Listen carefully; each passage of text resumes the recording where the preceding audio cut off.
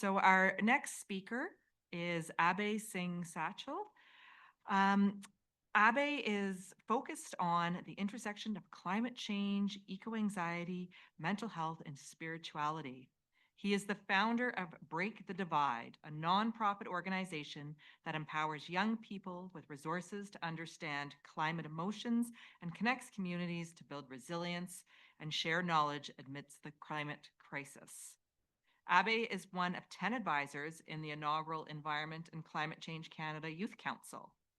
Outside of his activism, Abhay is currently a student at the University of Regina, completing a Master's of Education in Educational Psychology and a public speaker on environmental and climate issues. Today, his presentation is entitled Addressing Climate Distress and Building Resilience with Saskatchewan Youth. Abhay? Hi, everyone. How are we doing today? Okay, clap. Whoa, this is a great audience. I've been speaking to high school students for the past couple of days. Yesterday, I was scheduled to go into an environmental science 11 class. Get it? Monday, 9:30 a.m. The students were not having it. I tried to make it energizing. So to be with a group that wants to listen, that's so exciting. So thank you all for being here today. They had a good time. They got the lessons that they needed to. It's so wonderful to be here. My name is Abhay Singh Sachal, and I'm the founder and executive director of Break the Divide. In today's talk, I'm going to be talking about climate distress, understanding climate anxieties. Raise your hand if you've heard the term eco-anxiety. Wow. Okay. 5 year, raise your hand if 5 years ago you had heard the term eco-anxiety. This is 2020. And 10 years ago, if you had heard of the term eco-anxiety, 2015. So within the past 5 to 10 years, we've all begun to think about the idea of eco-anxiety, climate emotions, the different ways that we all experience and feel the weight of the climate crisis. So today's presentation will be all about addressing climate distress with youth. How do we talk to young people about eco-anxiety? How do we build resilience? And I'm going to talk a bit about a case study of what we've done here in Saskatchewan. And so I'll tell you a bit about myself. We'll talk about climate emotions and what they are. I'll talk about how to address climate distress and these climate emotions, and we'll talk through some actionable steps. So this is me. Similar to Jordan, I'm going to do a quick intro to myself so you all know me. My name is Abhay, and I'm from Surrey, BC. So raise your hand if you're from Surrey. No, I know. If you've been to Surrey, okay, if you've been to Vancouver, cool. We have a lot of people. And so I'm from Surrey, a town near Vancouver, but I've been living in Regina for about 2 years now. I'm a student at the U of R. I do my master's in educational psychology. I run Break the Divide, which I'll talk a bit more about. But we're a nonprofit empowering young people to navigate their emotions around the climate crisis and give them tools, language, and skills building to take climate action. I also care about climate justice, and I play hockey and the piano. I'm going to be watching the Oilers game tonight. Let's see how that goes. And one part of myself that's really important is my environmental identity. So I'm coming from BC, but I currently live in Saskatchewan Treaty 4 lands. I think what Jordan shared about the connections between colonization, land, those are such critical components of this work. We cannot think about climate justice without understanding the history of colonialism that has gotten us to this point, that has stripped Indigenous peoples from land and also disconnected place-based knowledge that is critical for climate mitigation and adaptation. So thinking about adaptation in that context, my environmental identity is one of growing up in BC with nature all around me. I remember my earliest days being around nature. And now I drove up from Regina to Saskatoon today, this morning, and I just had the sense of awe when I was looking at how flat it is. Like you see like the prairie land go on for as far as your eye can see. I felt small. And that sense of I see a couple of people smiling because that like Saskatchewan is flat, like it really is. And this was me when I was 14 years old. In 2016, I had this incredible opportunity to travel to the Arctic. I was on an expedition through this organization called Students on Ice, working with 200 people from around the world on this expedition. And so I remember going to the Arctic and seeing climate change firsthand. At 14, like I had been experiencing some impacts of climate change, some of the ones that we put on the slide during the activity that Liz just ran. But I wasn't exactly sure what climate change meant in a concrete sense. And so going to the Arctic, I remember feeling like it was completely new. Like I didn't know what to expect. And I remember seeing glaciers melting in front of my eyes. I saw polar bears, I saw ice. And uh, being in the Arctic, there's this one moment at the Ilulissat ice fjord. That's the picture here. This is a place in Greenland where the ice is stretched out for kilometers and kilometers, like as far as the eye can see. And I remember being there in this expedition with 200 people. These were scientists, historians, musicians, people from all over the world. And I was 14. I was so excited to be there. All 200 of us in that moment looked out at this landscape, and we all went silent for a moment. We all went silent, and we could literally hear the icebergs melting. It's like, think about that for a second. Millions of drops of the purest water on the planet going into the freshest body of water that exists. I went to this expedition telling people that I was going to be going to the Arctic to solve climate change. And so I was on top of the world, literally, and I felt the burden of the world on my shoulders. I remember feeling so overwhelmed in the Arctic. I didn't know what I could do. I didn't know how to address climate change. If the ice is melting this bad, like what could I do? And then I talked to my Inuit friends in the Arctic.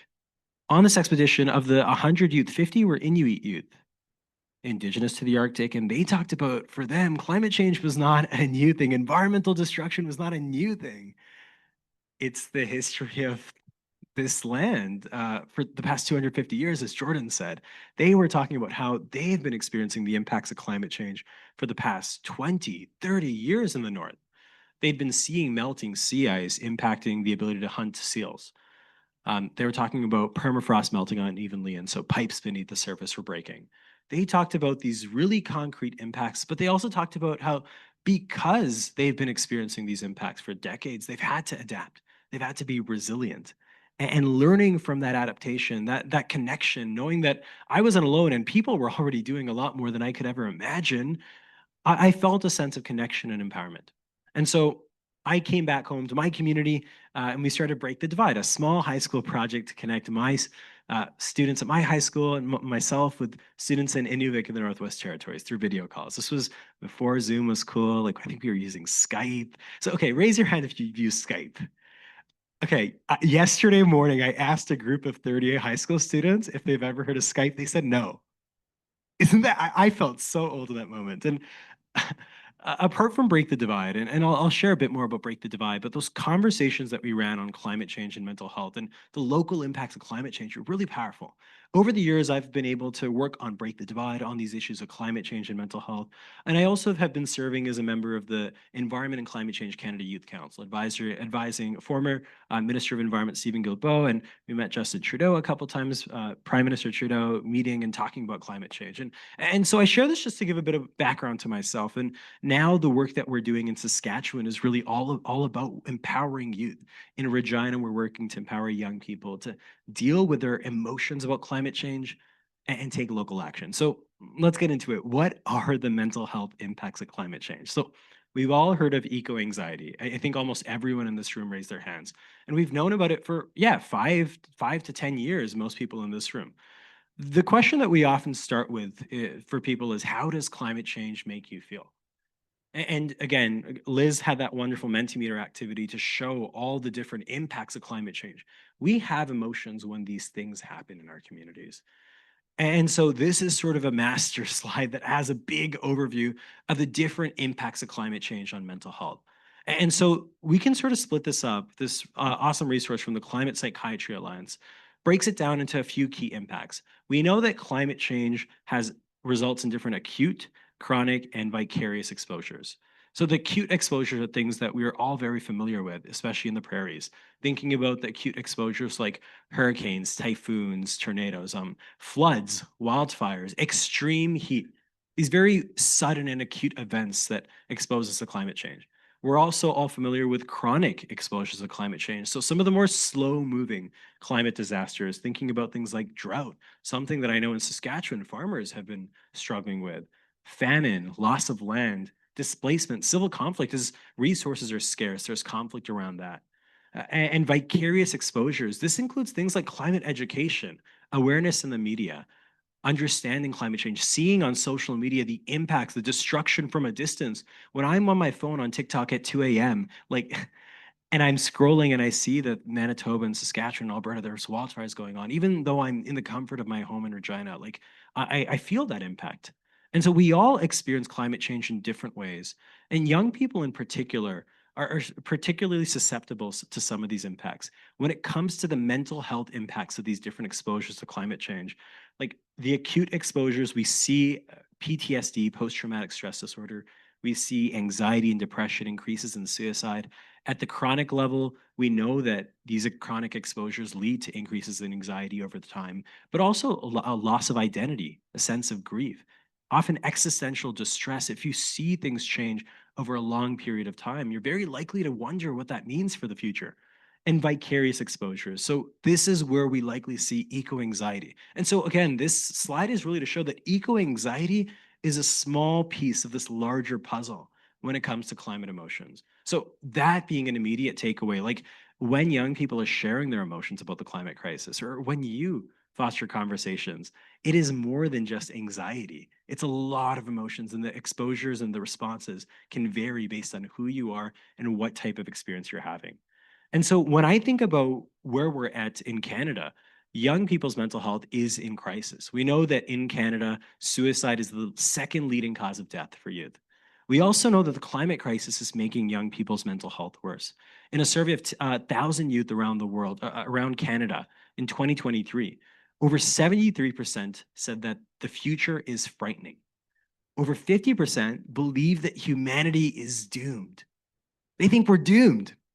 And over 37% of those in that survey shared that the feelings that they have about climate change negatively impact their daily functioning, meaning that that is a critical level of distress where they do not feel like they can function in their day-to-day lives. So this is the reality. The kids are not doing all right. And when we think about the other side of things, there is a demand for more climate education. There's a demand for more resources to talk about these emotions, to deal with them. And so I know we all have different emotions when it comes to the climate crisis. Young people in particular experience many of these emotions. There's a lot of different links between climate change and mental health. We shared that big slide talking about acute, chronic, and vicarious exposures. In terms of those vicarious exposures, there's different links and responses that we can have, whether it's climate grief that we feel, solastalgia. Raise your hand if you've heard of that term before. Okay, so some people in this room, solastalgia is a really interesting term that I've heard of. It refers to the idea of homesickness despite still being in your home location. So when your environment around you has changed so much because of climate change or destruction from colonial violence or land degradation, when that happens, solastalgia refers to that feeling of homesickness one might experience despite still being at home. And again, I think many of us can relate to that experience where the summers don't feel like they used to growing up, where the winters don't feel the same, or you go past a place that you used to remember and it's no longer what you used to remember. That feeling of displacement, solastalgia is a really powerful term to describe that. Eco-anxiety, fear, the powerlessness that young people experience, helplessness, these are all a lot of different emotions. This is a resource that I know slides will be shared that we created at Break the Divide. Sorry, I'm going to move to the next slide in just a second, but there's a lot of other resources as well on this. When we think of this wheel to describe different climate emotions, this is really powerful that we share with young people to name their emotions. And for young people, again, while we all experience different emotional and mental health responses to climate change, young people in particular are particularly prone to some of these more adverse responses. We think about the grief that young people experience living in this world of multiple crises, like of economic crises, of a housing crisis, of food insecurity. And then we add on climate grief and anxiety. And then we see political inaction where you think governments don't care and governments aren't taking the action that's appropriate to match the scale of the climate crisis and the burden of the future that they feel. Again, I relate personally in my experience in September 2020. I was in BC. It was a Monday morning in September. I was really ready to get my life together. Like one of those mornings where you wake up at 6 a.m. and you're going to go for a run. It's more like 10 a.m. for me, but that felt super early. And I woke up and I wanted to get my life together. And I go outside and all I saw was smoke because the wildfires at that point from BC wildfires were so bad that I couldn't go outside. And that's not even the biggest impact that people experience because of climate change. But for me, that felt so stifling. Climate change exacerbates existing inequalities, and we know that. We also know that for racialized and Indigenous youth engaging in climate spaces, there's an additional burden. So there can be a severe burnout that comes from looking at the world through the lens of climate change, seeing climate issues in every single decision, looking down a busy intersection and seeing that as a symptom of failed urban planning that doesn't center like climate mitigation and adaptation, experiencing racism, microaggressions in different climate spaces. Like that also discourages action. When we understand the extractive industry that, again, Jordan talked about, even in Saskatchewan with uranium or nuclear energy, like those are things that really harm the land and communities. So seeing this in an intersectional way, uh, moving to thinking about how do we deal with this? Like we know that there's a deep toll of climate change on the mental health of young people. Understanding how we address this and at Break the Divide, one of the approaches that we found really helpful is working with youth and working with high schools, a program that involves curriculum for teachers to talk to youth about climate change and to host climate emotion circles, open spaces to talk about the climate crisis and how it makes us feel. And so the solution, based on a lot of the best evidence in this field, involves multiple steps. A big part of that is developing emotional intelligence, understanding and naming our emotions. Secondly, fostering connection with other people and feeling less alone. But that can also be done by fostering a connection with the land, with nature, with your identity and the communities that you belong to, and building resilience and belonging. And so when we think about the young people in our lives that may be so emotionally overwhelmed about climate change and the issues that we see that they can't engage in climate action, whether that's action on mitigation or adaptation to the impacts that they see, how can we create spaces for them to engage in developing emotional intelligence, skills and tools, fostering connection with more than just themselves so they feel less alone, and building resilience and belonging? And so what we've seen in terms of the multiple steps, developing emotional intelligence, really understanding that eco-anxiety is not a bad thing. It's not a bad thing in and of itself. Rather, it's a sign that we're alive. It's a sign that we feel and we understand and we see the harm that's going on in the world. So beginning with that, eco-anxiety is not something to be overly pathologized. It's not something that needs to be treated inherently. Rather, when it comes to this point of impacting with day-to-day functioning, how do we create space for young people to deal with that emotional toll? And then understanding and naming those emotions is incredibly helpful to better understand ourselves, to name our emotions, to accept them, to regulate, to engage in better coping mechanisms. And through connection, we can actually share with others. We can have shared language. Like when I learned the term solastalgia, and in summer 2020, when that heat dome hit BC, I was able to understand and share that emotion with others.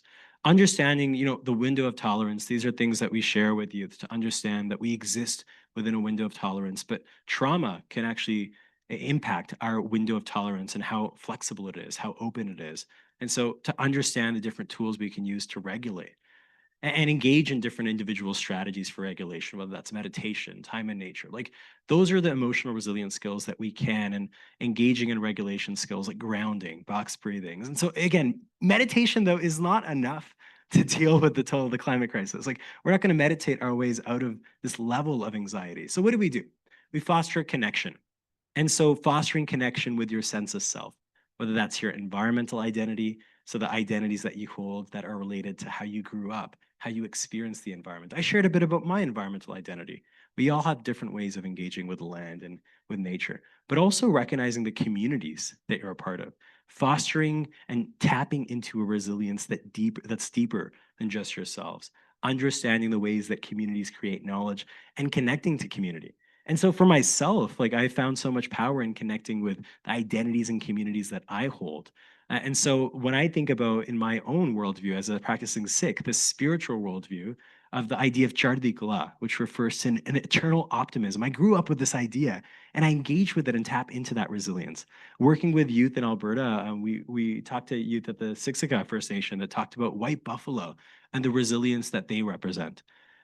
And when we talk about different communities and different ways of exploring resilience, like queer communities, since the AIDS crisis, talked about experiencing queer joy, celebrating even amidst all the crises that were going on. Black communities globally and in North America talk about holding room for pain and injustice in the form of joy, celebrating. And so, what does it look like, even if the world were ending today?